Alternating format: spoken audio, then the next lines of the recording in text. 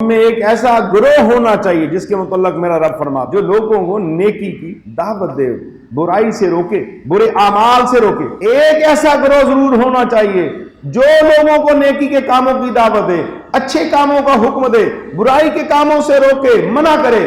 ایسے ہی لوگ فلاح پانے والے ہیں۔ وَأُولَٰئِكَ هُمُ الْمُفْلِحُونَ، ایسے لوگ فلاح پانے والے ہیں۔ اس آیت کریمہ میں اللہ تبارک و تعالیٰ نے نیکی کا حکم کرنے کی دعوت کے متعلق اور اس کا پہلا حق کس پہ بنتا ہے، کس کو نیکی کی دعوت دینی ہے؟ یا ایھا الذین آمنوا قوا انفسکم واہلیکم نارا وقودھا الناس والحجارہ، ایمان والو، یا ایھا الذین آمنوا، ایمان لانے والو، تم بچاؤ اپنے آپ کو، انفسکم، پہلے اپنی ذات ہے، اپنی ذات کو بچاؤ، پھر واہلیکم، پھر اہل و عیال جو تمہارے زیر سایہ ہیں، جن کی کفالت تمہارے ذمہ ہے۔ کس چیز سے بچانا ہے؟ جس کا ایندھن انسان اور پتھر ہے۔ نار وقودھا الناس والحجارہ، تو یہ پہلی دعوت ہے انسان کی اپنے نفس کو، اپنی ذات کو، اپنی جان کو، کہ وہ نیکی کی اپنے آپ کو حکم کرے کہ میں نے اللہ اور اس کے رسول کی بات کو مانا۔ حضرت عمر فاروق رضی اللہ تعالیٰ فرماتے ہیں جب یہ آیت کریمہ نازل ہوئی تو ہم نے پوچھا یا رسول اللہ صلی اللہ علیہ وسلم نقی انفسنا فکیف لنا باہلینا، اے اللہ کے رسول، اپنے آپ کو تو جہنم سے بچانے کی بات سمجھ آتی ہے، مگر اپنے اہل و عیال کو کیسے جہنم سے بچائیں؟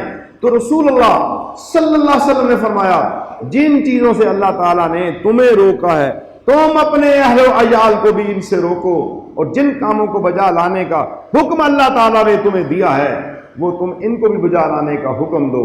میرے آقا صلی اللہ علیہ وسلم نے فرمایا یعنی والد پر اولاد کا حق یہ ہے کہ جب وہ پیدا ہوں تو ان کا اچھا سا نام تجویز کریں، جب وہ بالغ ہوں ان کی شادی کریں، جب وہ بڑے ہوں تو ان کو تعلیم دیں۔ یہ اولاد کے حقوق میں سے ہے۔ نیکی کے کاموں میں ہم بڑھ چڑھ کے آگے بڑھیں، آگے جائیں نیکی کے کاموں کے اندر۔ وَتَعَاوَنُوا عَلَى الْبِرِّ وَالتَّقْوَىٰ وَلَا تَعَاوَنُوا عَلَى الْإِثْمِ وَالْعُدْوَانِ، نیکی اور پرہیزگاری کے کاموں میں ایک دوسرے کی مدد کرو، گناہ اور ظلم کے کاموں میں کی باتوں میں نہ ایک دوسرے کی مدد کیا کرو۔ وَاتَّقُوا اللَّهَ، اللہ تعالیٰ سے ڈرتے رہو، إِنَّ اللَّهَ شَدِيدُ الْعِقَابِ، بلا شبہ اللہ کا عذاب بڑا سخت ہے۔ نیکی کے کاموں میں معاونت کا حکم، اور ظلم جہاں ہو رہا ہے، گناہ ہو رہا ہے، اس میں جو شریک ہو گیا، شریک جرم ہو گیا، تو وہ بھی اسی پکڑ کے اندر آئے گا۔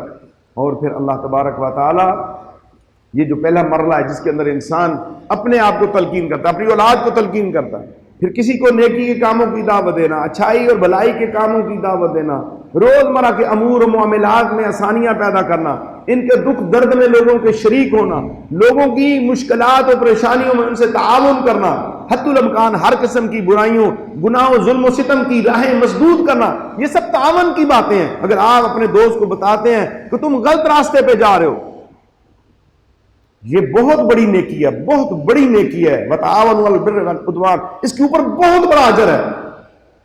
وَتَعَاوَنُوا عَلَى الْبِرِّ وَالتَّقْوَىٰ کے لحاظ سے یہ بہت بڑا اجر ہے کہ کسی کو گناہ سے روک لینا۔ لیکن آج تو کوئی کسی کو گناہ سے منع ہی نہیں کرتا، اگر کوئی کرے بھی، کوئی اچھا سمجھدار بندہ کرے بھی تو دوسرا محسوس کرتا ہے، اور پھر کیا ہے کہ آپ انہیں روکیں۔ پھر وَتَوَاصَوْا بِالْحَقِّ وَتَوَاصَوْا بِالصَّبْرِ، ایک دوسرے کو حق کی تلقین کریں۔ وَتَوَاصَوْا بِالْحَقِّ، حق کی تلقین کریں، حق پہ چلیں، حق والوں کا ساتھ دیں، اور ایک دوسرے کے ساتھ کو صبر کی بھی تاکید کریں اور صبر اختیار کریں۔ اور انسان کو کسی وقت بھی اللہ کی طرف سے بھی آزمایا جا سکتا ہے۔